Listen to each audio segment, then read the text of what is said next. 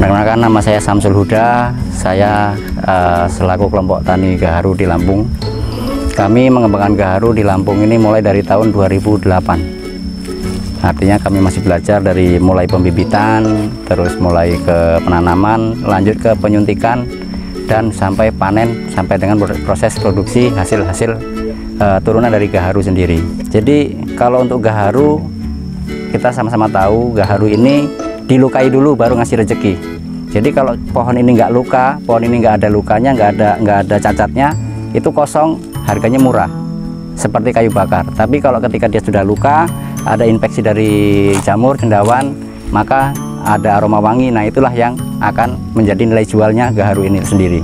Jadi dari gaharu ini, mulai dari batang sampai dengan daun, semuanya laku. Bahkan sampai sampah-sampahnya pun masih bisa dijual. Jadi kami di sini memaksimalkan hasil.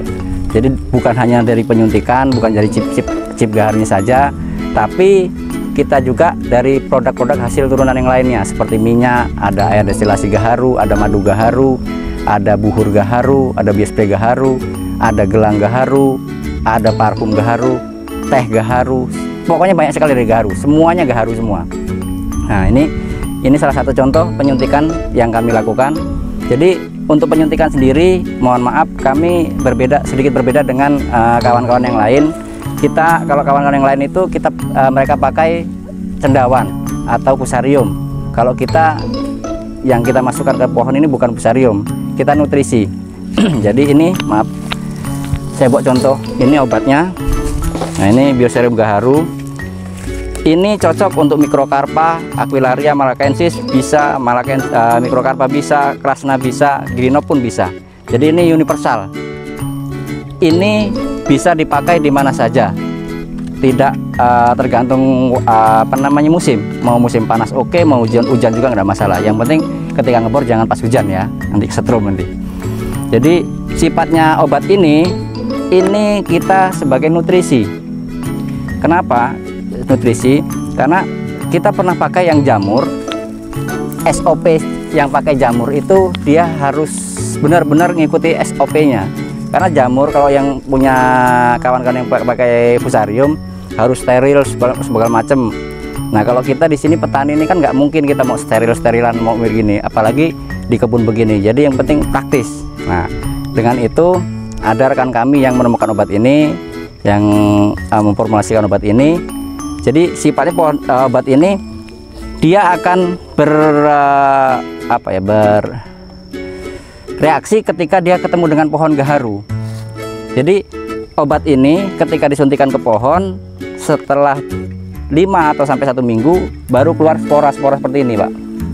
Nah, ini artinya yang kita undang, cendawan yang kita undang di sekitar sini sudah datang di sini. Jadi tinggal kita nunggu hasilnya. Artinya ini nanti minimal kita usahakan di atas 3 tahun panennya. Karena apa? Semakin lama diproses di pohon, semakin hasilnya semakin maksimal.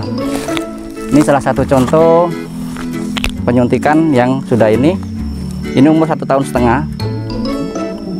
Nah, ini lubang bor di sini. Nah, inilah penampakan gaharunya. Jadi gaharu yang diambil ini, chip inilah yang diambil. Nah, ketika ambil ini, proses ini kan ada proses carving, ada pengerokan, Pak. Nah, pengerokan itu nanti ada sampah-sampahnya. Nah, sampah-sampah itu kita bisa jadikan buhur. Nah, contohnya seperti ini. Nah, ini bisa jadi ini. Ini kita tinggal taruh di bara api, aromanya kemana-mana ini. Ini sampah. Nah, sampah ini sebelum jadi begini, ini kita masak dulu. Kita masak, kita bikin minyak gaharu. Nah, ini contoh minyak gaharunya seperti ini, kita ada juga. Ketika kita memasak ini, nanti kan ada uapnya itu, Pak. Uapnya itu airnya kita ambil juga, kita manfaatkan juga. Nah, ini juga ada ininya.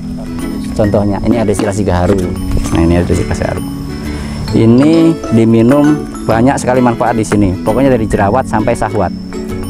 Ini, Pak. Ada lagi produknya, yang ini ada madu gaharu. Madu gaharu ini dari minyak dicampur dengan madu hutan. Jadi madu tetap rasa madu, tapi ada aroma gaharunya. Jadi perpaduan antara gaharu dan madu sama-sama dari alam untuk badan kita fit.